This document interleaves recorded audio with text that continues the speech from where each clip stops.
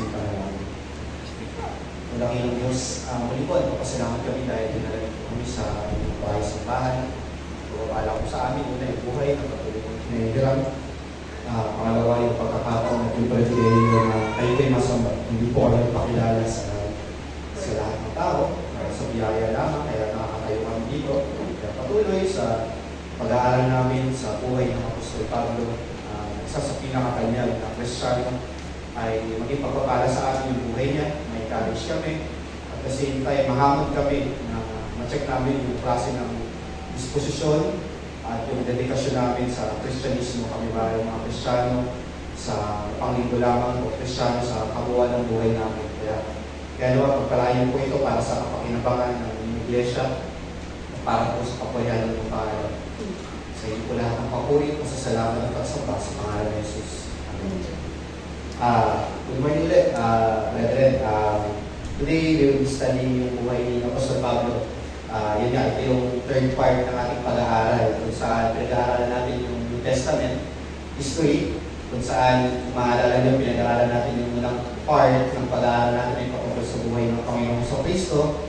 Pangalawa, yung buhay ng mga apostol last week. So today, this will be our last study about the New Testament history, mainly about Apostle Paul. Alam niyo po ba ang buhay ni Apostle Paul sa Book of Acts ay, kung babasahin yung Book of Acts, masasabi ko mga 70% or 60% ng account sa Acts ay patungkol sa buhay ng Apostol Pablo. So bilang introduction, nag-research ako sa internet kung sino yung mga popular or most influential man in the history of humanity. Probably may mga ilan kayo mga tao. So, may mga listahan doon, that's around 100. And makita natin dito na si Apostol Pablo ay kasama doon sa 100. Probably mahuhula kayo kung pakilan. May mga assumptions kayo. Pero let me, ibigyan ko kayo ng konting detalye. Si Jesus, dito pala ko sa isang magazine ko nabasa. Ang pangalan na ay CEO World Magazine. Yan nga. Si Jesus dito sa ranking nila is pang 3rd. Si Moses pang 12th. And Paul pang 30th. So makita natin yung klase ng influensya ni Apostol Pablo sa kabuuan na kasaysayan ng humanity. Kung saan na lang siya as 30th. So ilan sa mga taong hindi Kristiyano na nakalista dito. Sila Aristotle, sila Plato, Alexander the Great, sila Beethoven, Karl Marx, at iba pa. So pinakikita lang dito yung klase ng influensya ng taong pag-aaralan natin ngayon. Hindi lang ito basta-bastang tao. Bukod sa Kristyanismo ay may influensya rin sa ibang tao. So, sabi nga ng ilang mga napakinggan ko habang pinag-aaralan ko ito, arguably si Apostle Paul ay masasabi natin greatest Christian missionary ever lived. Greatest Christian missionary ever lived. So, para sa paghahanda ko po sa pag-aaral na ito, may mga binigay na materyales si Pastor Joseph para mas madaling maintindihan yung buhay ng Apostol Pablo. So, pwede kong share with you later after our study. Pero mainly, yung pag-aaralan natin ngayon ay iikot lang sa Book of Acts. Kung gusto nyo basahin yung buhay ng Apostol Pablo, mag-umpisa kayo sa chapter 8. Balik kayo kabalik sa chapter 8. Tapos medyo may konting konting mga, yung 9, 10, tapos pagdating sa 11, yun, hanggang 28, puro kayo, Apostle Paul.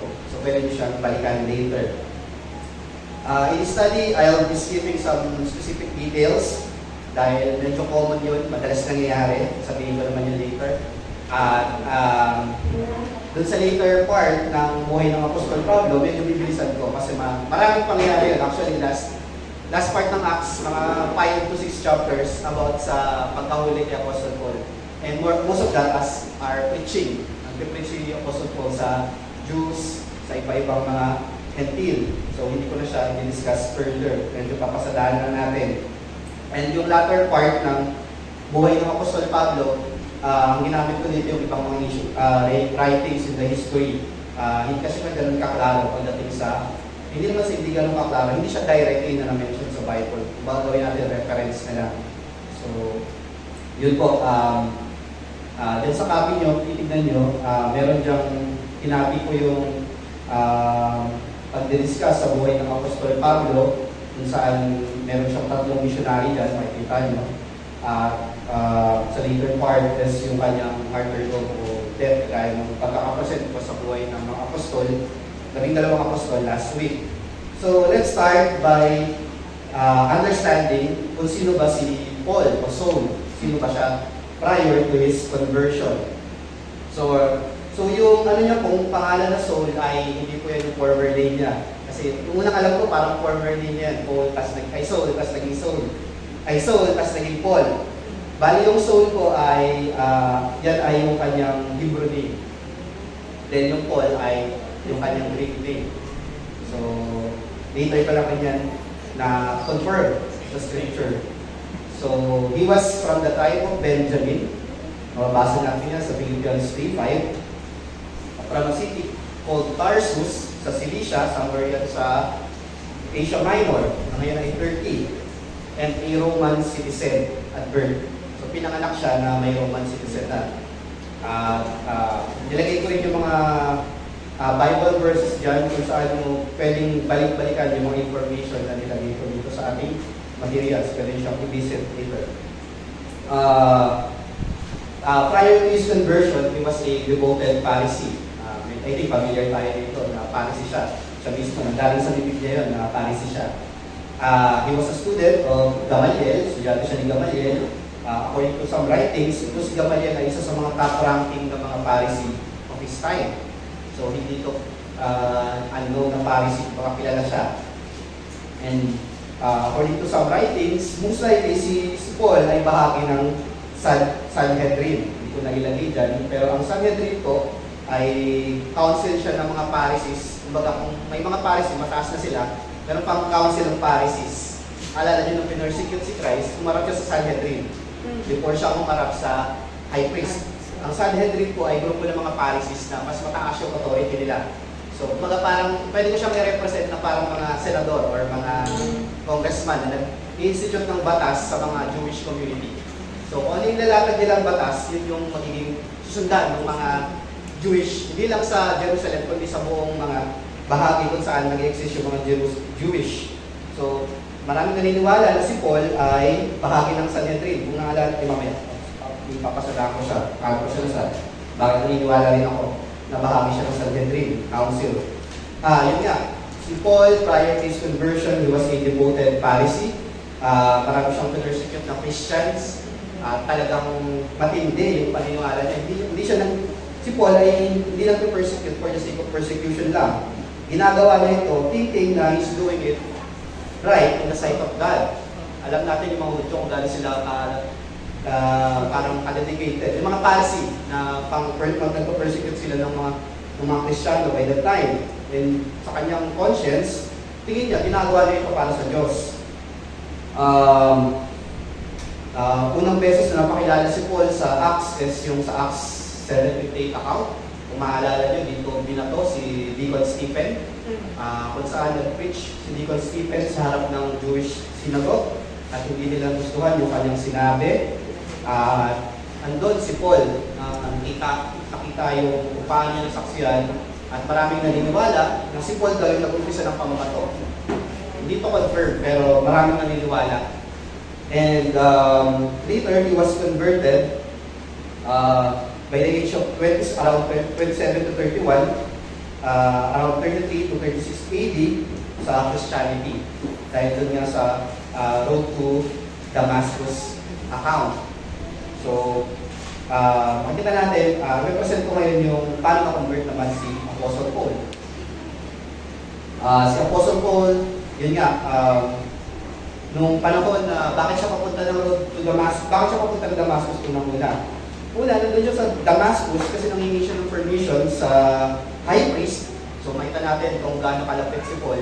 Kaya niyang lumapit sa high priest. So, we can assume na mataas ang authority niya. Nangingi siya ng permission para i-persecute yung mga Kristiyano doon sa Damascus.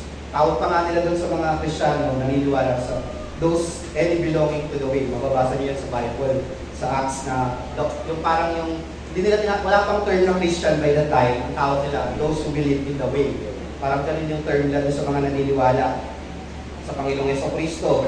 And when he was on the road to Damascus, papunta siya doon, after given the permission na pwede niya i-continue yung kanyang persecution sa mga Kristiyano doon, alam natin yung nangyari sa kasunod. Marami sa atin pamilya na mayroong isang liwanag na nagpatumba kay Apostle Paul, na soul pa by that time, and nakarinig siya ng boses ng Panginoong Jesucristo kung saan sinasabi, Saul, Saul, why are you persecuting me?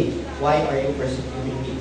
So, and Jesus says here, tinanong pa nga yung Apostol Pablo o Saul by that time, kung sino po kayo, Panginoon? At ang sagot ng Panginoong Jesucristo, I am Jesus, who are you persecuting? It only supports yung claim, Jesus Christ. So kung sino yung laban sa kanyang mga disipulo, ay laban na rin kay Panginoong Jesucristo. So, after that, alam natin yung mga kasunod na mga pangyayari. Si Saul, nalilituli ako. Saul muna by this time. Si Saul ay nagulat. And alam natin na yung account na to ay kinonfirm ng mga kasama ni Saul. Kasi hindi naman nagta-travel ang Pharisee na mag-isa lang. So, may mga guards siya. The reason behind that is, pag nagta-travel sila, marami rin mga bandits na pwedeng mag-ambush sa kanila. So, kaya may mga soldiers silang kasama. And yun nga, alam natin na nabulag si Saul for 3 days. And he was instructed by God to continue his journey towards Damascus. And then, sa Damascus, doon nagpakita ang Diyos kay Ananias, na isa sa mga faithful na disciple ng Panginoong Jesucristo, kung saan in-instruct si Ananias na i-assist si Paul, at sinabi ng Panginoong Jesucristo dito na si Saul ang kanyang magiging mensahero sa mga Hentil. So ito yung official na announcement ng Panginoong Jesucristo na ang Apostol Pablo ang magiging kanyang apostol sa mga Hentil. At alam natin yung naging response ni Ananias, nakatakot siya nung una. Kasi alam naman niya yung reputasyon ni Pablo, ni Saul sa Jerusalem, at hindi niya sure kung ano ba yung tamang gawin. Pero ginawa niya pa rin yung tama. Alam natin yung nangyari kasunod. Tinulungan niya, inassist niya si Saul, and later, binaptize niya si Saul. So by this time, Saul pa rin yung pangalan niya po. Tinatawag pa rin siyang Saul. Ayun nga, after this event, mababasa niyo rin sa account ng Acts na ilang araw yung lumipas. Hindi natin alam kung ilang araw to. Nakalagay lang doon ilang araw. Nakita na si Saul na nagpipreach sa Jewish synagogue sa Damascus. Imagine yung klase ng seal na meron ko si Saul. After siyang mapagaling, after siyang ma-convert, after siyang mabaptize, few days later, hindi natin alam kung gaano kahaba itong few days later, ay nag-preach siya sa harapan ng mga Jewish synagogue about Christ. And ini-expose niya na yung Old Testament ay pumapatungkol sa Panginoong Jesucristo. After that, si Saul ay nag-travel papuntang Arabia. Galatians 1:17. Maraming sasabi, nag-travel siya doon ay para pag-aral. Mas makilala pa yung Panginoong Jesucristo sa mga scriptures. And later, bumalik siya sa Damascus. Nag-preach na naman siya. Nagpatuloy siyang mag-preach about Christ. And yung kanyang pag-stay sa Damascus lasted for 3 years. Doon sa Damascus, hindi naman naging, doon dito na nag-umpisa yung mga troubles ni Paul. Kasi nag-umpisa na siyang mag-preach about Christ, nag-umpisa na rin siyang kamuhian ng mga Hudyo. At nag-umpisa na rin siyang magkaroon ng mga disipulo, at marami na rin plot na patayin siya dahil doon sa kanyang preaching.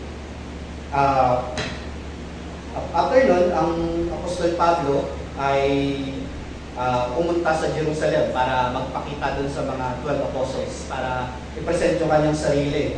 And alam natin na hindi naging madali yung pangyayaring ito, kasi may reputasyon nga si Saul, and 3 years had passed. Hindi pa rin hindi yung kagaya sa atin ngayon na madaling ma-confirm yung mga detalye. May internet tayo, may mga videos tayo. Sa panahon nila, hindi yun ganun kadali. Pwedeng, lang yun, parang word of mouth na narinig kong dito. Kumbaga hindi nila confirm na talagang na-convert itong si Saul. So pagdating niya doon, natakot yung mga mananampalataya sa Jerusalem. And ano nangyari? Paano siya na-accept or paano siya na-welcome ng mga disipulo ng Panginoong Jesucristo o ng mga apostol sa Jerusalem? Sa tulong ni Barnabas, alam ni Barnabas yung mga ginawa ni Saul sa Damascus, pinresent na siya. Kumbaga si Barnabas yung parang naging, ano nga ba dito? Ano yung writer? Ayun, parang character reference. Yung parang siya yung sa bangko, siya yung parang Garantor, gano'n. And si Barnabas, knowing the works of the Paul, siya yung parang nag-support. Hindi converted na yan. Nagpe-preach siya about kay Christ. Ito yung mga ginawa niya sa Damascus. So, after nun, tinanggap na siya ng mga disipulo. Imagine kung walang Barnabas. No? So, ang Barnabas pala ay, ang meaning niya ay word of encouragement. So, sa pangalan niya palang napakaganda niya na yun yung pinaninindigan niya. So, sa Jerusalem, nakilala niya po ang mga apostol gaya ni Peter and yung isang apostol na kapatid ng Panginoong Jesucristo na si James. And later, ayun nga, nag-preach ang apostol Pablo sa Jerusalem, nag-preach na siyang mag-preach. And may mga Hellenes doon, yung mga Hellenes, pinatawag yun, yung mga Jewish descendant na ang kanilang native language ay Greek. Hindi sila marunong ng original language na Hebrew. Yan yung mga unang mga naging Katolik ni Paul nung kanyang preaching sa Jerusalem. So, doon makikita natin, hindi pa po dito nag-umpisa yung missionary ni Apostol Pablo. Parang pa lang siya dito, nasa part ng paglago bilang isang disipulo ni Kristo at kasama ng pag-acknowledge ng mga apostol. So, hindi siya nag-act ng sarili niya. So, alam natin ang mga apostol ang talagang sinend ng Panginoong Jesucristo para mag-perform ng Great Commission. Hindi niya yung parang approval or hindi siya pumunta siya sa mga apostol para officially magkaroon ng approval sa kanyang ministry. So, tignan natin sa mga copies nyo yung missionary na ng Apostol Pablo. Dito ipapresent ko muna yung mga common. May tatlo kasi siyang, sa mga nabasa kong libro, pare-pareho sila, o sa mga articles na nabasa ko, pare-pareho nag-agree na tatlong, ano bang tawag dito? Tatlong space or tatlong beses nagkaroon ng missionary journey ang Apostol Pablo na recorded sa Acts. And doon sa tatlong missionary niya, may mga common na pangyayari. So, tignan muna natin yung mga common na pangyayari during ng mission ng Apostol Pablo. Una, kapag ang Apostol Pablo ay bumibisita sa isang bayan o sa isang city, may ilan siyang mga pangunahing ginagawa. Una, talagang intentional, pumupunta siya sa Jewish synagogue. So, ang target niya yung mga Hudyo. Unang-una yun. At during Sabbath yun. Kasi laging Sabbath, doon nag-gather yung mga Hudyo para balik-balikan yung scripture. Mag-aralan nila, mag-discussion sila. And ganoon ang ginagawa ng Apostol Pablo. Intentional siyang pumupunta sa Jewish synagogue para mag-preach, makipag-dialogo sa mga Hudyo. Publicly po ito. Ina-expose ito yung scriptures na ito ay patungkol sa Panginoong Jesucristo. Pangalawang madalas ng ginagawa pag pumupunta siya sa isang bayan ay binibisita niya yung mga Kristiyano doon, yung mga disipulo ng Panginoong Jesucristo. Ina-encourage niya at pinapaalalahanan niya patungkol dun sa pananampalataya nila. Pangatlong ginagawa niya ay nagtatanim siya ng mga churches. Nag-i-start siya ng mga churches, nagtatrain siya ng mga elders. Kung saan mag-ordain siya at nagtatrain siya, nag-disciple siya ng mga elders. At may instances din na mababasa kayo sa Bible na nag-ask siya ng help para tulungan yung ibang churches. So nag-collect siya ng mga benevolence para dalhin dun sa ibang mga nangangailangan mga churches. Kaya maalala nyo, may mga acts, may mga sulat siya sa mga epistles na kino-comment niya yung isang church na mahirap kayo pero napakasagana niyo sa pagbibigay. Hindi yun ibig sabihin na kino-collecta ni Paul yung mga pera nila para sa mission niya. Kino-collecta niya yun para ibigay doon sa ibang mga churches na nangangailangan. So let's clarify that. Hindi po yun mali yung pagkakagamit ng ilang mga seemingly nagtuturo. And yun nga, yun yung mga common na ginagawa ng Apostol Pablo. So kung nag-convert siya, marami na convert. Hindi lang po ito mga Jewish, so target niya mga Jewish synagogue. May mga na-convert din na mga Greeks or mga Gentile dun sa preaching niya. And hindi rin madalas mabuti. May mga madalas hostile din yung mga Hudyo. To the point na sila pa yung nag-i-incite dun sa mga crowd na i-persecute si Apostol Paul para paalisin siya dun sa bayan. So yun yung madalas nangyari. Pangalawa, yun nga, alam din siguro karamihan sa atin ito na si Apostol Pablo, sa sulat niya sa Corinthians or sa ibang mga epistles, sinasabi niya na hindi ako naging pabigat sa mga churches na pinupuntahan niya. Paano niya nasabi yun? Kasi madalas sinusupport niya yung sarili niya, nagtatrabaho siya. Si Apostol Pablo po ay isang tent maker and marami nag-assume na binana niya ito sa tatay niya. Third, marami siyang nasuffer na persecution dahil sa kanyang mission pag-mission. Binato siya, binugbog siya, pinaratangan siya ng kung ng mga masasamang salita, nakulong siya. Marami rin siyang nakaligtasan ng mga stampedes. Kasi alam niyo pag nagkakagulo, hindi na nila alam kung sino binubugbog nila, nagkakagulo na lang yan. Madalas siguro gumagapang na lang ang Apostol Pablo para lang makatakas dun sa commotion or pinoprotektahan siya ng mga disipulo niya. And in some instances, gusto naman talaga ni Apostol Pablo na manatili dun sa city. Pero yung mga disipulo niya, yung mga kapwa niya Kristiyano, yun yung nag-encourage sa kanya na, lumipat ka na lang ng ibang city para maituloy mo yung mission mo. Hindi yun for the sake na tayo takot si Apostol Pablo mamatay. Kitang-kita yan sa mga write-ups niya, hindi siya takot mamatay. Pero dahil alam niya na may mission siya, mga disipulo alam na may mission siya, in-encourage siya na mag-move from city to city. And matindi doon, yung mga persecutors niya, pag nag-move siya sa ibang city, humahabol, sumusunod. Tapos gano'n na naman yung gagawin nila. Mag-umpisa na naman sila ng paguluhan. I-incite nila yung crowd para lumaban kay Paul at paalisin na naman siya doon sa city na yon. Doon sa kanyang pagdimisyon, marami rin siya mga naging kaibigan, mga nananampalataya na nakasama, at marami rin siyang naitanim na church. Alam natin yan sa kasaysayan, sa mga kasulatan niya sa Pauline epistles. And yun nga, sa kabila ng mga paghihirap ng Apostol Pablo, alam natin na nanatili ang Apostol Pablo sa kanyang panawagan sa ibang pangaral ng Ebanghelyo. Napakalinaw na sinabi ng Apostol Pablo na hindi niya binago yung mensahe niya para i-cater yung mga audience. And alam niya na ang Diyos ang nagsusustain sa kanya. At yun nga, masasabi natin na ang Apostol Pablo talaga yung greatest Christian missionary of all time. Dahil sa mga pangyayari at mga ginawa niya sa Kristyanismo. So let's start. Ayun, kanina ko pa dinidiscuss yung pag-mission ng Apostol Pablo. Yun nga, may tatlong campaign itong Apostol Pablo. At pag-umpisa natin pag-aralan, yung unang campaign niya, yung kung gusto nyo basahin yung first missionary act ng Apostol Pablo, pwede nyo basahin yung Acts 11-14. Nangyari ito around 45 to 49 AD. So, naalala nyo, si Apostol Pablo, nasa Jerusalem na siya. In-acknowledge na siya ng mga apostol. Ang nangyari doon, si Apostol Pablo ay bumalik siya sa bayan niya, sa Tarsus, sa Cilicia. Most likely para doon mangaral. Kasi tiga doon siya, di ba? So doon siya probably unang nag-mission.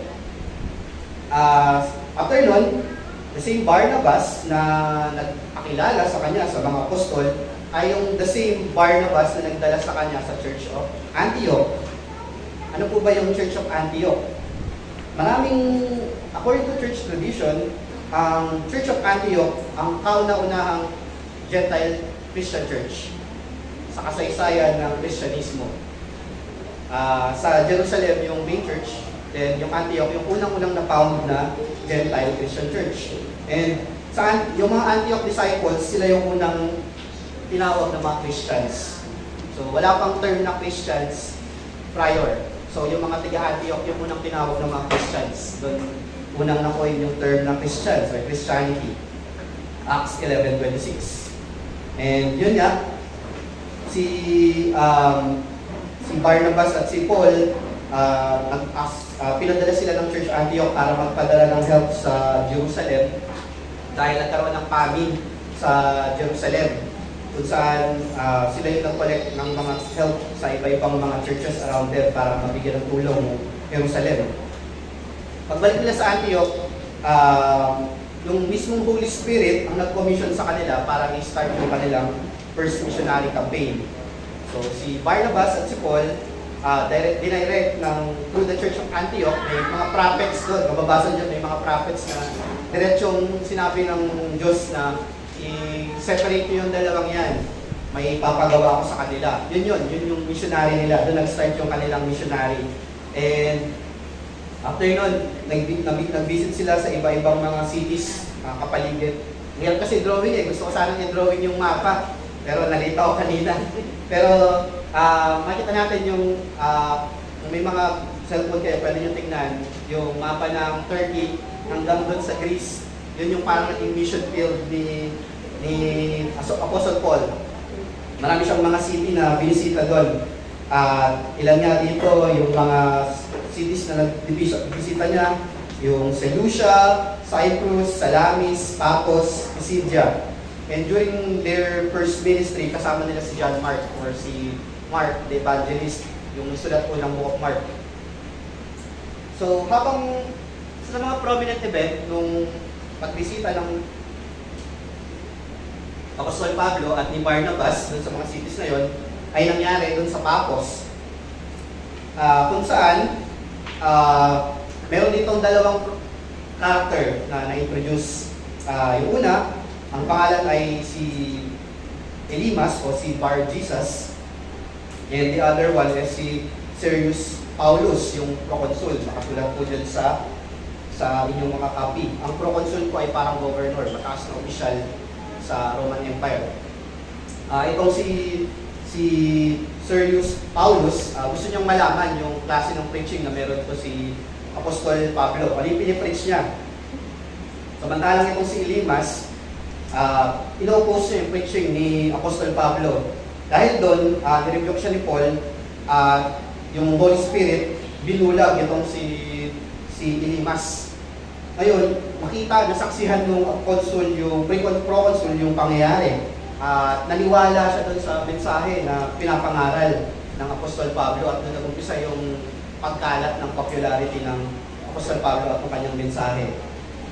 Dito rin sa account na to, sa Acts 13, dito unang tinawag na Pablo si Saul. So kasi nagiging ang karamihan ng audience niya ay mga Greek by language. Hudyo sila by nature, pero ang language nila ay Greek kasi madalaw na sila sa iba-ibang mga colony ng Greek or yung empire ng Greek or ng Romans. So, yun nga, nag-umpisa na yung kanyang popularity. Hindi lang sa mga Hudyo, yung mga Hudyo, marami dyan galit kay Paul. At yung mga Hintil din, na marami na rin nakakarinig sa pangaral ng Apostol Pablo. Marami sa mga Hudyo, nire-reject talaga yung mensahe ng Apostol Pablo. At may isang instances pa nga na sinabi ng Apostol Pablo na nasa kamay nyo na yung ginagawa nyo. At hindi kayo karapat-dapat sa buhay na walang hanggan. I'll be turning, pupunta na ako sa mga Hintil. Magbabasa niyo madalas sa mga lingwahe ng Apostol Pablo. Dahil itong mga Hudyo na pinupuntahan niya sa mga synagogue, madalas hindi ito nakikinig. Madalas persecution pa ngayong inaabot ni Apostol Pablo. Pero paulit-ulit niya pa rin gagawin yun. Siya sa isang city, mangaral pa rin siya sa mga synagogue. Ganun na naman, gulpihin siya, babatuhin siya, papalayasin siya. Ganun na naman sa other city. Kumbaga, makita niyo yung resiliency ni Apostol Pablo na hindi siya na-discouraged ever since nang umpisa yung kanyang misyon. Paulit-ulit niyang gagawin yun. And may bunga yun. Magkakabunga yun. Isa sa mga common din ng pangyayari kung saan tinawag si Barnabas at si Apostol Pablo na Zeus at Hermes doon sa kanyang pangangaral sa isang mga bayan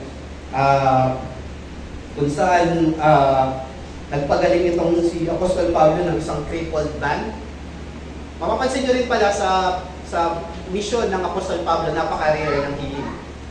Hindi siya masyadong nagpe-perform ng mga miracles. Or pwede natin sabihin hindi, or hindi masyadong in-emphasize ng writer ng Acts yung mga miracles. More on sa preaching talaga. Kaya pag mabasa ng ilang accounts lang yung nagpapagaling siya or nagpe-perform siya ng mga miracles. Yun nga, isa sa mga pangyayari, nakakatuwa. Kasi tinawag silang Zeus and Hermes. Kung kilala niyo po si Zeus and si Hermes, si Zeus po ay yun yung god ng mga Greeks. Samantalang si Hermes, siya yung mensahero ni Zeus. So, napagkamalan nila na si Barnabas, si Zeus, then si Hermes, si Paul. Kasi si Paul yung madalas na nagsasalita. So, nung nagpagaling, yun yung maging response nila, oy, si Zeus and si Hermes bumaba dito sa lupa. Pero immediately, kinorek naman sila ni Paul. Hindi kami, huwag niyo kami sambahin, tao lang rin kami. Pinreach yung gospel sa kanila. At kung sino yung totoong Diyos, syempre. Yun nga, pagka nangangaral lang doon sa kanyang, sa mga common na pangyayari doon sa kanyang unang pagbimisyon, kapag nangangaral lang ang Apostol Pablo, pumunta siya sa mga Jewish synagogue, and may kakaroon ng convert na mga Jews and Gentile. Paano nangyari na may mga Gentile na nako-convert doon sa kanyang ministeryo yung mga Hudyo yung target niya? Probably dahil sa commotion, may mga Gentile na nakikinig. And yun nga, pag maririnig mo ba naman yung mensahe na sa mga Gentile lang kami mga ngaral, parang alam natin yung klase ng hostility na meron yung mga Hudyo sa mga Gentile, na parang ayaw nilang i-associate yung sarili nila sa mga Gentile. Yung imagine yung klase ng appreciation na mararamdaman ng mga Gentile pag narinig nila na, talaga deserving din kami nung salvation na yan. So, ganong klase yung klase ng enjoyment, yung joy na nararamdaman ng mga Gentile. Pwedeng ganon yung nararamdaman nila once na naririnig nila yung mabuting balita. At yun nga, lalong tumitindi yung galit at yung mga opposition kay Paul. Kasi nga, dumadami na rin yung mga bayan na napupuntahan niya. At madalas nga, nililigtas siya ng mga kapatid, mga brethren, mga disciples, kapag nandun na yung kaguluhan para may pagpatuloy niya yung ministeryo niya sa ibang mga lugar. Bago siya bumalik sa Antioch, marami rin siyang nabisit ng ilang mga places like Iconium, Lystra, Laodicea, Derbe, Perga, at iba pa. So, pagbalik nila sa Antioch, yung pagkatapos ng unang missionary campaign ni Apostle Paul, sa Acts 14 yan, mababasa natin na parang nagkaroon ng report si Apostle Pablo at si Barnabas dun sa klase ng paggawa ng Diyos sa mga misyon na ginawa nila sa around that cities na nabanggit ko kanina. And marami nagsasabi na by this time, dito niya na isulat yung Book of Galatians. At yun nga, yung kasunod nun, yung Jerusalem Council. May mga Bible kayo, pwede niyong sundan sa Acts 15. So doon natapos yung unang pag-mission. Parang naging marker nila, parang yung mark yung missionary campaign ni Apostol Pablo. Pag bumabalik na siya sa Antioch, yun yung parang end ng kanyang pag-mission. So, kaya ganun nila din-divide yung missionary accounts ni Apostol Pablo. So, tignan naman natin yung ikalawang missionary account ng Apostol Pablo. Nangyari ito sa, kung yung account gusto yung basahin, nasa Acts 15 to 18 yan. Marami nagsasabi na nangyari ito, 4 years din, around 50 to 54 AD.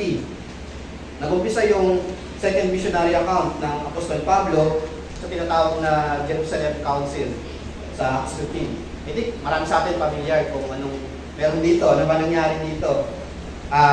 Yung, alala nyo, kung sa mga hindi pa familiar, bibigyan ko na kayo ng konting summary. Dumadami na yung mga Gentile sa church. Marami ng mga naniniwala, marami ng mga convert. Ngayon, ang pinaka-problem nila dito, bakit nagkaroon ng council, ay may mga Hudyo nasa Jerusalem.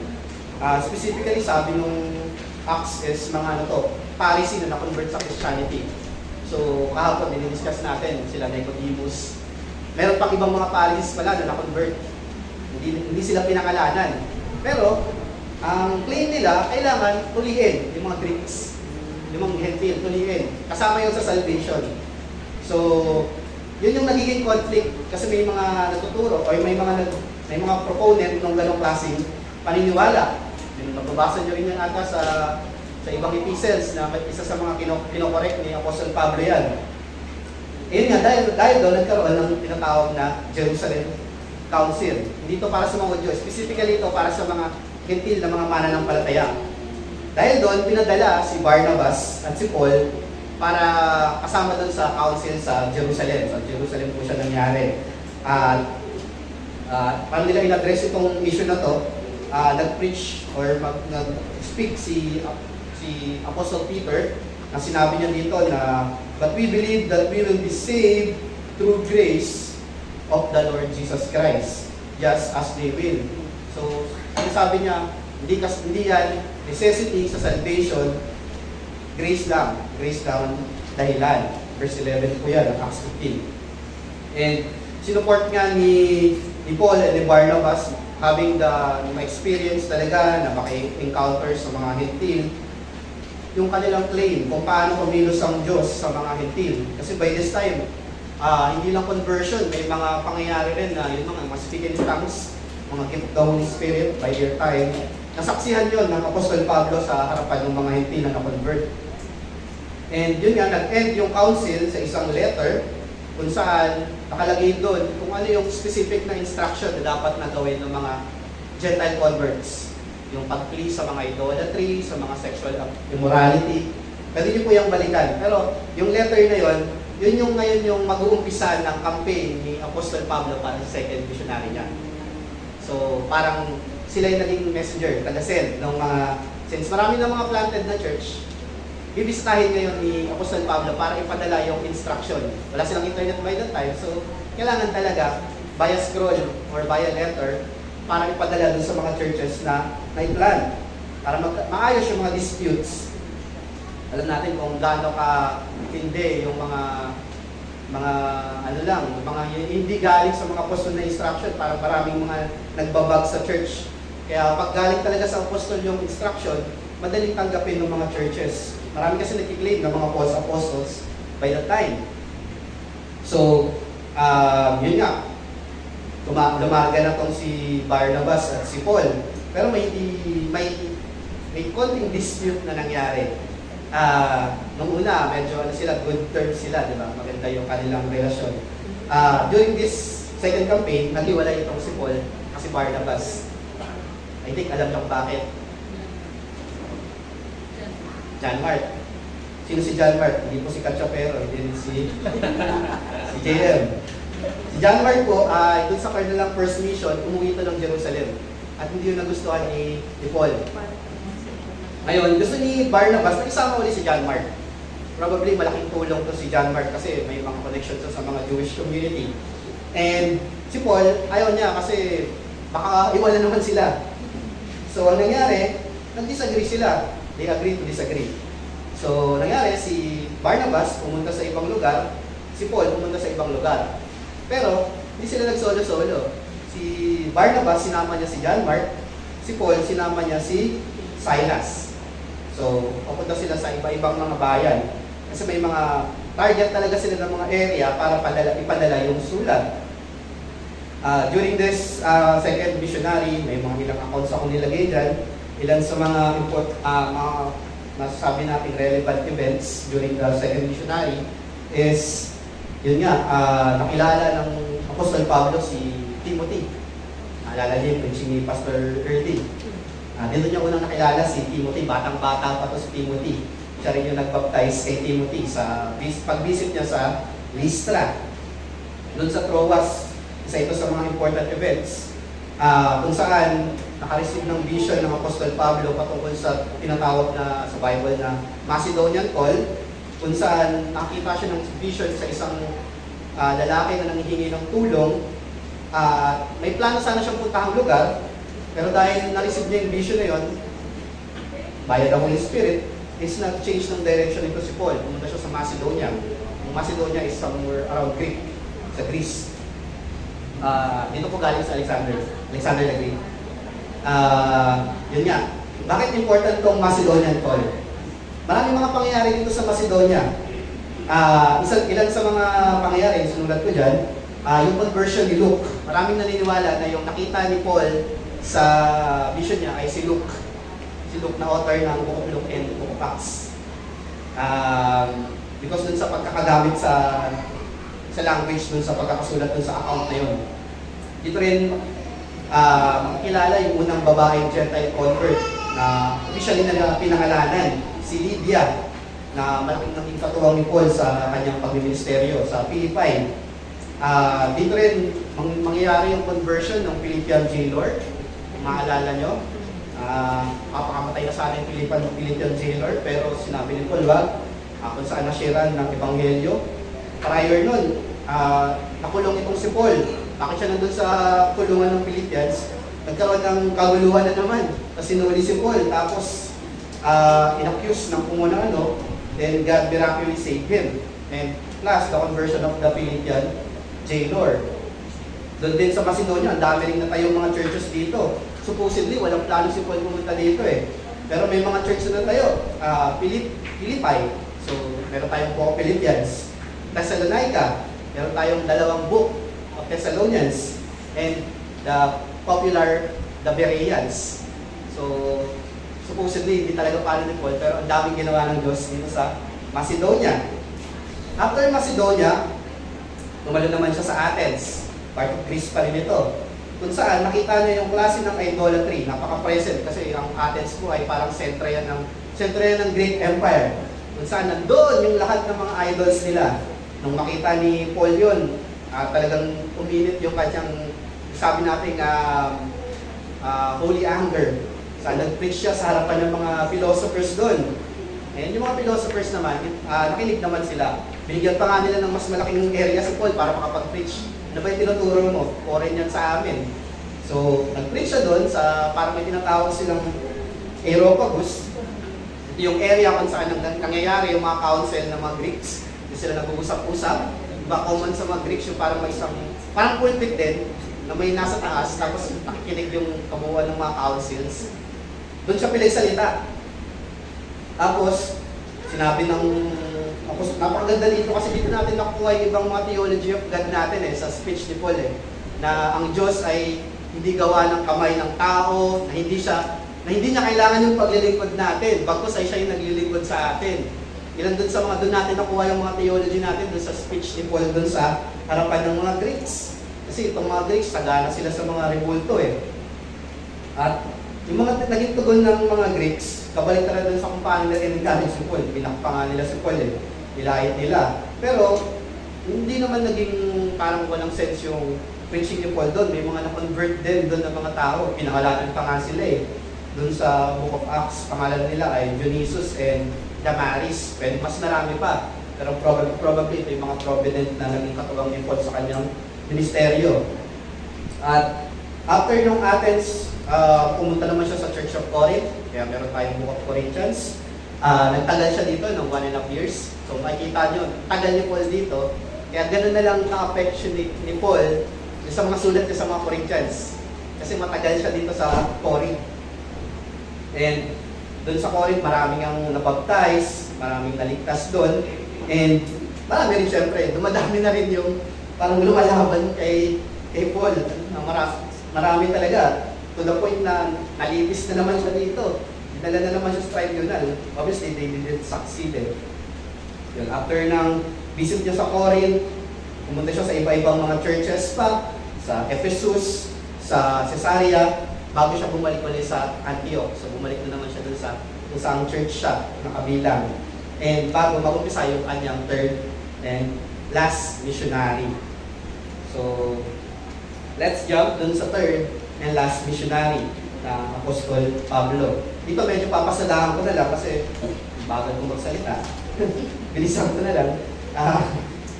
Ayun. So, after yung third missionary niya, bumalik ka sa Antioch, so mag-start na naman siya ng third campaign niya, o yung last campaign niya. Marami siyang binisitang city before he settled sa Ephesus. Pumunta siya sa Phrygia, Galatia, and sa Ephesus. And nagtagal siya sa Ephesus ng 3 years. So, kaya may Ephesians tayo. During his stay, ito yung medyo, I think dito kinuha ng mga Roman Catholics yung kanilang ilan sa mga theology nila. Nung panahon na nasa Ephesus itong si Paul, sobrang nagmimirakulo yung Diyos na even yung mahawakan, madampian lang ng panyo, yung katawan niya, tapos dalhin dun sa may sakit, gumagaling. Hindi natin alam yung bakit, pero I think isa sa mga pinagkuhanan ng mga Roman Catholics sa kanilang practices. Dahil nga doon, sobrang naging popular, naging famous si Apostle Paul. Probably maraming mga hindi talaga convert. Gusto lang talaga ng miracles. Sobrang tindi ng pangyayaring ito na napakaraming na-convert.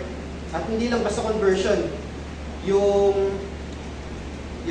point na yung mga religious practice nila is tinigilan nila. Isa sa mga common na nangyari is sinunog nila yung mga libro nila. Mga libro nila na naglalaman ng mga religious practices nila. Mga sorceries at iba't iba pa. Naging specific pa nga yung acts na parang around 4,000 silvers yung value ng mga materials na sinunog. Naalala nyo si Christ, binenta lang ng 30 silvers. Ang 30 silvers, sinabi ko last time, is around 170,000. In times mo yun, gawin mo 40,000. So, mga ilang milyon yung value ng mga librong sinunog. So, doon ma-equate natin yung klase ng naging dedication ng mga naging converts nung panahon ni Paul sa Ephesus. And dahil nga din dito sa pangyayari ito, marami ng mga local na mga gumagawa ng mga rebulto na nalulugi. Wala nang bumibili sa kanila eh. So, nag-convert na sa Christianity yung mga Greeks and mga Hudyo. So, nangyari, ginawa nitong si Demetrius, isa sa mga tinatawag na silversmith na gumagawa ng rebulto. In-encourage siya yung mga kapwa niyang mga Greeks na palayasin si Paul sa Ephesus. Nagkaroon na naman ng rayo, nagkaroon na naman ng kaguluhan. Gusto ni Paul magstay, pero dahil nagkakagulo na napilitan siyang umalis dun sa bayan ng Ephesus. At nag-travel nga siya sa iba-ibang mga bayan ulit, sa Macedonia, sa Greece, sa Troas, at sa Miletus, bago siya pabalik na siya sa Jerusalem. Babalik na siya sa Jerusalem. Alam niya yung mangyayari sa kanya pagbalik na sa Jerusalem. In-expect niya na mapapersecute siya doon. Talagang plano niya na. Even though sinabihan na siya ng Holy Spirit.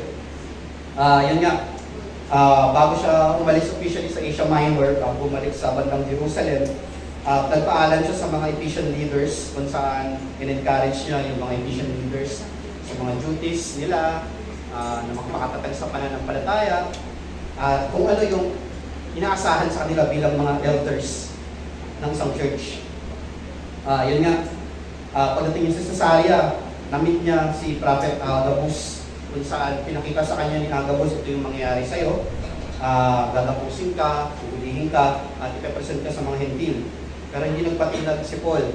Alam niya kung yun na yung kamatayan niya talaga, then so be it. Kung yun ang kalooban ng Diyos na mangyari, then so be it. So, nagpatuloy si Apostol Pablo pabalik sa Jerusalem, kung saan nandun pa rin sila Elder James na welcome siya.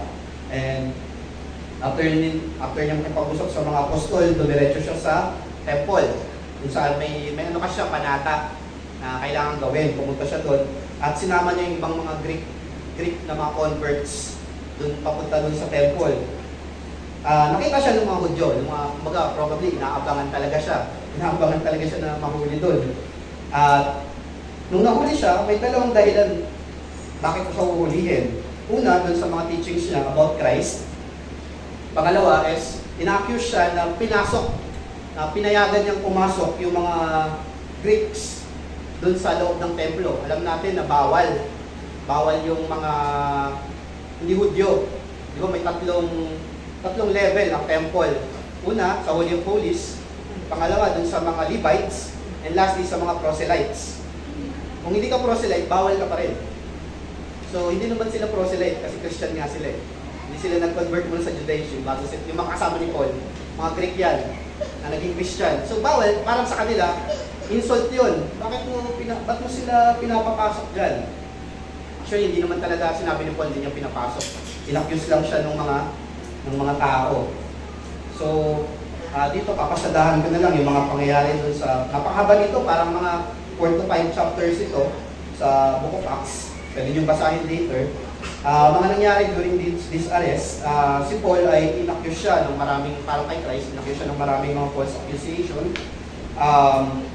After that, si Paul ay nag-speak sa front ng mga Hudyo na mobs. By the time, pinagkakaguluhan na siya doon, pinagpatayin eh. Nag-speak siya in Hebrew, but still, they don't listen. Dahil doon, parang dahil nagkakagulo na, yung mga Roman soldiers, medyo nang himasok na sila. Parang, ano itong kaguluhan na to? Parang, na sila, pumasok na sila sa eksena. Doon nila nalaman na, ano pala to si Paul, Roman citizen. Romano pala siya. And, alala nyo, isa sa mga preaching, unang preaching ko sa pulpit, yung klase ng privilege na meron yung isang Roman citizen. Hindi sila pwedeng, accusation lang ng walang proper na paglilitis. So, ganun yung nangyari. Dumaan sa proper na paglilitis itong si Apostol Paul. Pinotektahan siya ng mga Roman citizens, ay ng mga Roman soldiers, kasi hindi pwede, kasi kabasusan, parang magiging insulto sa kanila kung may isang Roman citizen na pinarusahan ng hindi dumaan sa proper na process. Kung naalala nyo yung sundalo doon, sabi pa nga, paano mo nakuha yung Roman citizen mo? Ako nga, binili ko pa yan. So, ganun kalaki yung klase ng pribilehiyo, yung pagiging Roman citizen. Hindi yung parang Pilipino ako, ayaw nga natin maging Pilipino, pero sila, yung pagiging Roman citizen, napakalaking pribilehiyo sa panahon nila. Hindi lahat nagiging Roman citizen, kahit na nasa area ka ng mga Roman colony. So, dahil nga doon, marami pang nangyari, nagkaroon pa ng plot na patayin itong si Apostol Paul bago siya pumunta sa paglilitis. Dahil doon, nag-act ang mga soldiers na dalhin siya from Jerusalem to Caesarea. Ano lang po yan, magkatabi lang na bayan. So, para ma-judge siya ng governor doon, ang pangalan ay Felix. During this trial, dumating tong mga Sadducees and mga Pharisee. Nagkaroon ng dispute sila at sinabi ni Paul, parang nanghingi siya ng, hindi naman nanghingi, parang sinabi niya na ay ma-Pharisee. So nagkagulo ngayon yung Pharisee and Sadducees kasi magkaiba sila ng paniniwala kasi sinasabi ni Paul, nag-preach lang naman ako about sa resurrection. Itong mga Sadducees, hindi naman naniniwala to sa resurrection, so parang may ilang mga Pharisees na kumampi kay Paul. Doon din sa pangyayari dito rin nag-appear ang Diyos kay Paul, kung saan in-encourage siya na ituloy niya lang yung kanyang ginagawa. May plano pa ako sa iyo, nakakapag-speak ka pa sa Rome. So, later yung mamaya. Yun nga, doon sa pangyayaring ito, mababasa natin yung account kung saan pinresent ni Paul, dinepende yung sarili niya sa harapan ng mga high-ranking Roman officials. Sila Felix, sila Festus, and si King Agrippa. Napakahabang ano yan. Kung saan pinresent ni Paul, kung sino siya, kung ano yung conversion niya, at kung ano yung pinipreach niya. So, doon pa nga natin maririnig yung account na sinabi ni King Agrippa na dahil basta sinabi mo yan, magiging Kristiyano na ako. Parang may ganung klase ng retaliation nitong si King Agrippa. Kung mga pangyayari ko, nakulong si Paul sa Caesarea for 2 years. And bago niya ni-request na magkaroon ng proper trial sa Rome, sa harapan ni Caesar. Kasi nga Roman citizen siya. Dito sa mga pangyayaring ito, dapat papakawalan na si Paul. Wala silang nakikitang mali. Parang nakikita nila, parang yung kay Christ, nakita lang internal dispute lang ito, wala itong paglabag laban dun sa Roman rules. Parang wala namang mali. So parang naisip ng mga Roman leaders na nag-trial sa kanya, wala namang mali dito kay Paul. Ba't natin dito i-detain? Pero dahil nga nag-request si Paul ng audience kay Caesar, so pinayagan siya na pumunta sa Rome. So yun nga, after nun, nag-travel na sila papuntang Rome. Kung saan dito nangyari yung shipwreck, kung saan nagta-travel sila, pasaway or makulit yung centurion na nagbabantay kay Paul na tinuloy yung journey despite of the bad weather. Tapos nagkaroon ng shipwreck, then napunta sa isang isla, then later nakarating sila sa Rome. So sa Rome, si Paul ay naka-under house arrest for 2 years. And during this 2 years span, pinagpatuloy ni Paul. So medyo naging magaan yung treatment kasi di pa naman siya talaga criminal by this time. Di talaga siya criminal. Gusto niya lang ng audience kay Caesar para makapag-preach din siya sa Rome. So, tinutuloy niya yung preaching and yung teaching ministry niya sa harap ng mga Hudyo doon sa Rome. Kaya may book of Romans tayo. Doon sa 2 years pa na to, maraming naniniwala dito niya nasulat yung ilang mga epistles na sinulat ko dyan. Yung Colossians, yung Philemon, yung Ephesians, and yung Philippians. So let's jump. At dyan na po natapos yung Book of Acts, chapter 28. So itong kasunod ay more on tradition na to, church tradition or church history na to, write-up na to. So marami nang nagsasabi na ang Apostol Pablo sa kanyang death and martyrdom na after nung 2 years na house arrest niya ay pinalaya siya. Nakalaya na si Paul.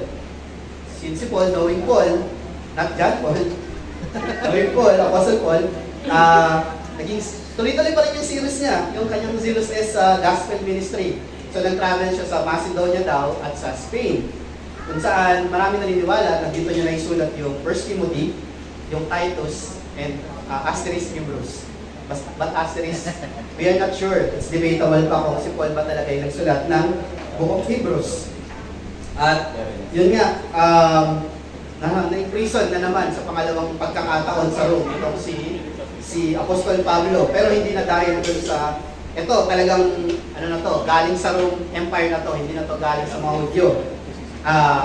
By Nero. Kung naalala nyo, si Nero, isa sa mga brutal na emperador ng Romano, yung nagkaroon ng sunog na sinisisi yung mga Kristiyano. Isa sa mga nasampulan ay si Apostol Pablo. And probably, sa mga panahon na nakakulong, kung naalala niyo yung preaching ni Pastor Yerdy sa 2 Timothy, ito na talaga siya nakaranas ng matinding pagkakulong. Sa unang pagkakulong niya ay house arrest yun Dito sa pangalawa, dito nyo naisulat yung 2 Timothy. Kung saan nakita na ng Apostol Pablo na malapit na yung kanyang kamatayan. At doon namatay siya sa pamamagitan ng pagkapugot ng ulo around 68 AD. So bilang pagtatapos ko, ilan sa mga pwede nating matutunan sa buhay ng Apostol Pablo. Una, makita natin yung kanyang zealousness and yung kanyang dedication. Hindi ito duty lang ito ay duty ng bawat mananampalataya ni Kristo. Saan ba nanggagaling yung zealousness ng Apostol Pablo?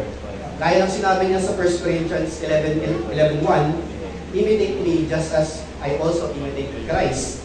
So ini-imitate na lang yung Lord niya. Kung saan nanggagaling yung kanyang disposisyon, bakit niya ginagawa yung mga ginagawa niya, bakit siya nagsusumikap, gaya ng ginagawa niyang pagsusumikap, yun ay galing sa pagkopya niya kung ano yung ginawa ng Panginoong Kristo.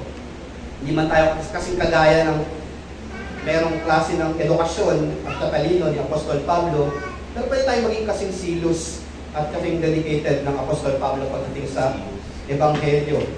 Pangalawa, makikita natin na bago nag-mission ng Apostol Pablo, hindi siya nag-mission ng sarili niya. After convert, hindi siya, I'm zealous enough, I'll do my best. Hindi ganon. Ang ginawa ng Diyos, pinadala siya sa Church of Antioch. Naging member muna siya sa Church of Antioch. Kung saan nag-grow yung mga graces niya, naging spiritual mature siya, and eventually yung Antioch yung nag-send sa kanya as missionary. Kaiba ito sa mga nangyayari, sa mga pangyayari natin ngayon. Nag-mission yung iba after convert, nag-mission sila ng walang church guidance, walang church na nagbabantay sa kanila. So, ano nangyayari? Wala. So, baliko. So, yun yung nakikita nating pattern. Pag may gusto mag-mission, palagoy mo muna yung graces mo sa church. Kahit gaano mo pa ka gustong maglingkod sa mga tao sa paligid, kung hindi mo yung ma-exercise sa church, don't ever think na kayang ma-exercise sa mga hindi mananampalataya pa yan. So, palagoy mo muna yung mga graces mo sa church. Lastly, makikita natin, hindi ito duty ng isang tao. Gospel work is not a duty of one. There's no such thing as a super Christian or super apostle. Makita natin, sa likod ng Apostol Pablo, as special as he was, bilang tinawag ng Panginoong Jesucristo para sa isang specific na mission, ang hindi na, gusto ko makita ninyo na may mga taong nasa likod niya. May mga taong tumutulong sa kanya, may mga taong nagliligas sa kanya pag may mga kaguluhan. At may mga taong nagsusupport sa kanya, nag-a-assist sa kanya. And yun nga, ang implication nito para sa atin, may iba tayong duty, may iba tayong tungkulin. Madalas, dun sa mga taong nakasama ng Apostol Pablo, hindi pa nga sila ng pangalanan eh. Parang sinasabi lang, disciples of Paul eh. So anong pinaparating nun sa atin? May mga pagkakataon talaga na hindi tayo marirecognize. Pero ang Diyos hindi nakakalimot yan. Kaya magpatuloy lang natin yung duty natin bilang mga Kristiyano. No genuine Christian should think na wala siyang maiambag sa gospel cause. Kasi hindi siya pastor, hindi siya mangaral, o hindi siya tumatayo sa harapan ng mga tao. May iba-iba tayong mga tungkulin at iba-ibang mga purpose na pinaglalakan sa atin ng Diyos. So that ends po yung ating Bible class. 1 to 2 questions po about Apostle Paul.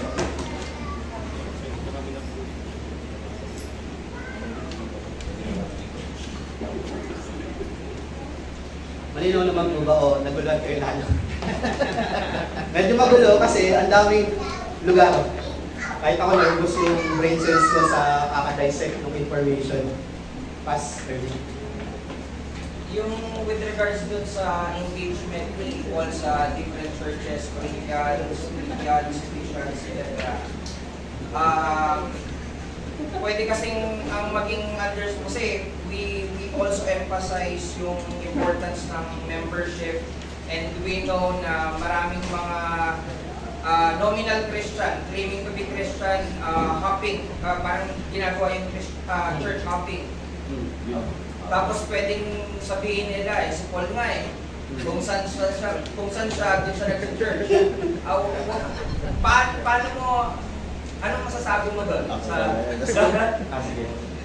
Una, alam natin na tinawag ang Apostol Pablo para maging misyonaryo. Yun yung unang tungkulin niya, mag-plant ng churches. Hindi yun applicable sa isang nagsasabing nominal Christians na pwede siyang magkatalon at mala Apostle Paul daw siya. Una, yun yan, nabanggit ko kanina, if yung puso mo talaga ay pagiging misyonaryo, stay with the church first. Grow yung grace mo muna doon, exercise mo muna, palagoy mo muna yung sarili mo. And bakit ayaw mong gawin yun? Unang-una, because you don't want difficulty. So kasi nang naghahanap ka ng perfect church and there's no such thing as perfect church. Base natin yan sa epistles. Even yung mga best church na may comment si Apostol Pablo.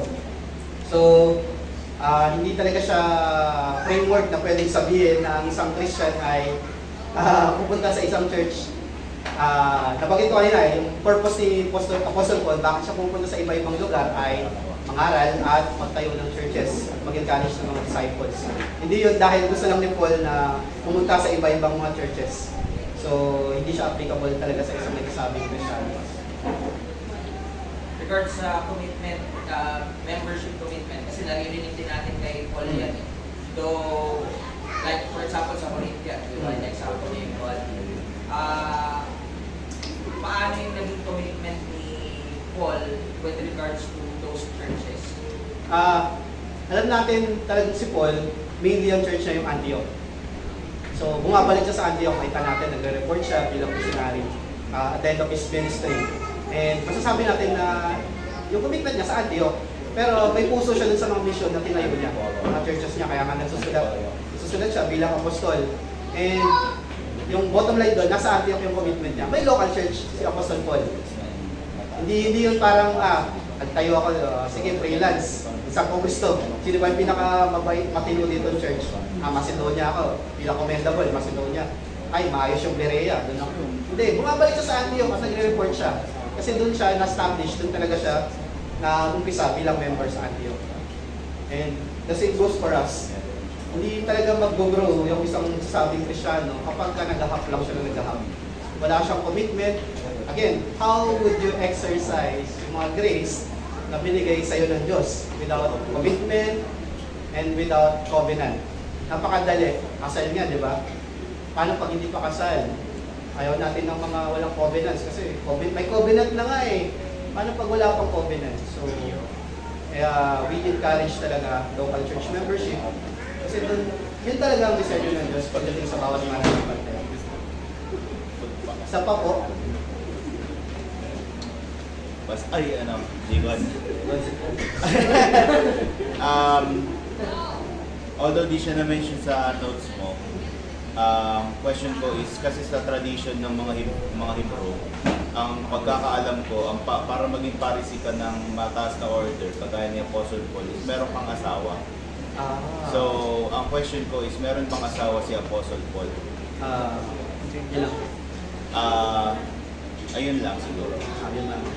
Alam natin, walang asawa si Paul. Sinabi niya yung gift of celibacy. Ay hindi yun parang naramdaman mo lang na gift of celibacy. It's a gift. It's a gift na napaka-rare. Doon pa lang alam natin na wala siyang asawa. As for kailangan ng asawa ng Paris, first time ko siyang parinig, honestly. Nabanggit ko rin kanina si Apostle Paul ay probably part ng Sanhedrin, which is yung council ng mga Pharisee, mataas ng Pharisee. High order. High order. So hindi ako sure dun sa kung kailangan ng asawa. Hindi ako sure talaga. Wala rin akong nabasa sa scripture, kaya most likely tradition na naman yan ng mga Hudyo. As for that, hindi talaga ako makapag-comment. Ayun. Since may silang last na talaga. Question ko lang kasi di ba parang sa generation natin ngayon, parang halimbawa, kahit na may ginawa kang mali, parang pwede ka maging pastor. Kasi yung iba galing pa sa kulungan, naging pastor, kaya makarinig lang ng gospel, gusto nang maging pastor, di ba? So, ano ba yung qualification ng isang pastor? Paano siya magiging qualified? Kasi iba parang maisip lang nila kahit galing pa sila dun sa ginawa nila mga pastor stakes. Parang pwede pa rin silang maging pastor. So in relation kay Paul to, kasi si Paul nga, sabi nga ni Paul, sa Timothy ata to, na I am the chief among all sinners, di ba? Yet grace reach me. Doon sa qualification, napakalinaw, nasa Titus and nasa Timothy. Pwede ko sa yung, natin yung preaching ni Pastor Joseph about that. Ay napakagandang exposition doon. Una, naniniwala ang iglesia ito na pastor ay pinapalaga ng congregation. Kahit gano'n pa tayo kazilos kagaya ni Paul, kailangan congregation yung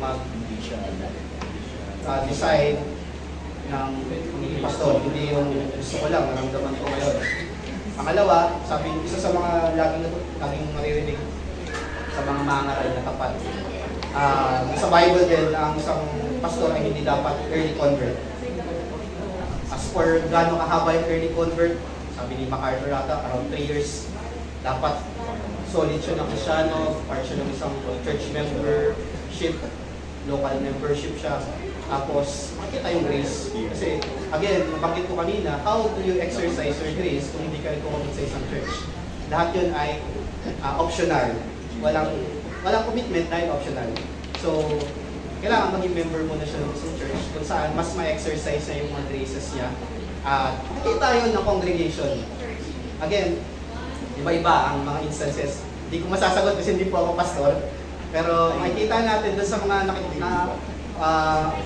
being part of a reformed circle for almost 4 years, nakasaksi ng mga na-ordained na mga pastors. Nag-serve muna talaga sila. Mapapakita yung mga gifts, yung mga grace, nang hindi pinipilit, kusang lumalabas. At yung trabaho ng congregation is i-recognize na itong taong ito ay may gift ng pagpapastor. And hindi parang ibibida mo yung sarili mo, gusto ko maging pastor. Ano tayo dyan, bali-bali, i-promote mo ako. Hindi ganon. Hindi ganon sa Reform Circle. Madalas yun nga, congregation nag-affirm and may fellow elders, mga pastor na nagko-confirm ng gifts ng taong yun. Ayun. As for yung background, again, lahat tayo, hindi man tayo kasing chief sinner, we are still sinners. Walang sino man sa kalalakihan, again, lalaki lang po ang stand ng church, kinaklarify ko, church namin, ang pulpito ito, lalaki lang ang magiging pastor. At lahat yan, makasalanan. Tutusin yung reality, walang karapat-dapat na maging pastor. Grace lang talaga. Yun ang, kaya pag sinabi mo, ay siya kasi mas galing kulungan yan. Sino tayo para, kung talagang may gift siya, may puso siya, at na kino-confirm ng congregation at ng mga fellow elders, God will confirm it. Paano naman nila-handle ng church, yung halimbawa yung isang member, parang hindi na siya nag-antay ng consent ng local local congregation niya. Nagtayo na siya agad ng sarili niyang church. So paano naman i-handle ng church yung mga members nila na hindi na talaga nagbigay ng go signal from them. Talagang nagsalo na talaga sila. Actually, ang problem kasi dyan, una babagsak yan sa proper ecclesiology. Kung hindi proper yung ecclesiology ng Sun Church, don't expect na mag-work yung mga ganyang klase ng mga problematic scenario. Again, what standard are you using para i-judge yung mga situation na yun?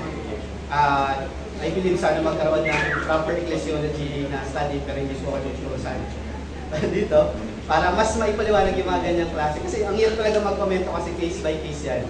And ang nangyayari yung mga ganyan dahil hindi talaga properly rooted sa pag-aaral kung paano talaga yung doktrina patungkol sa iglesia, kung paano mag-work yun. And isa yun sa mga scenario na yun na nangyayari, puso-puso na lang, motivation na lang. Yung iba, nananaginip lang. Wala talagang sense ng, dahil sa mga ganong klase, yung mga ganon, nababastos yung Kristyanismo. In the end, ang nagsasuffer yung mga congregation. And dahil hindi qualified, madalas, kawawa yung iglesia. So, again, yung church, Dr. Newpasa, nag-start ang ARBC by being an outreach. At isa yan sa mga una nilang pinag-aralan, wala pa po kasi ako nun. Ecclesiology talaga. Bago na-confirm ng mga tao, hindi sila parang pinilit na, okay, embrace nyo to. Pinag-aralan muna nila yung ecclesiology.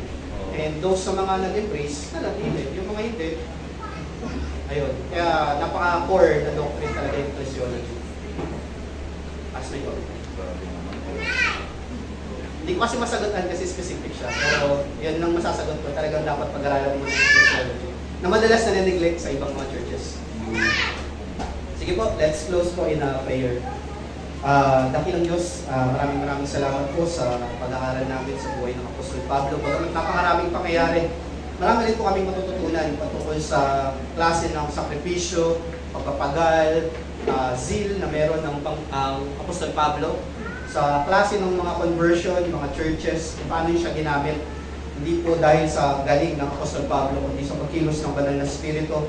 Kaya maraming mga mananampalataya at maraming mga iglesia ang naitayo.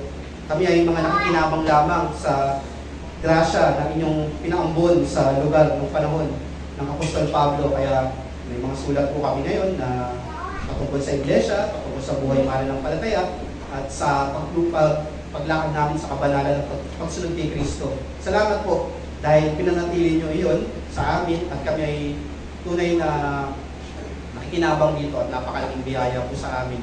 Naway, samahan niyo po kami sa aming pangumagang panambahan at panghapong panambahan. Dalangin namin na ingatan niyo rin po yung mga kapatid na nasa biyahe pa at naway pagpalain niyo po lalong-lalo na ang pangangaral ng inyong banal na salita. Sa inyo po ang lahat ng papuri, pasasalamat at pagsamba sa pangalan ng Panginoon sa Kristo. Amen. Amen.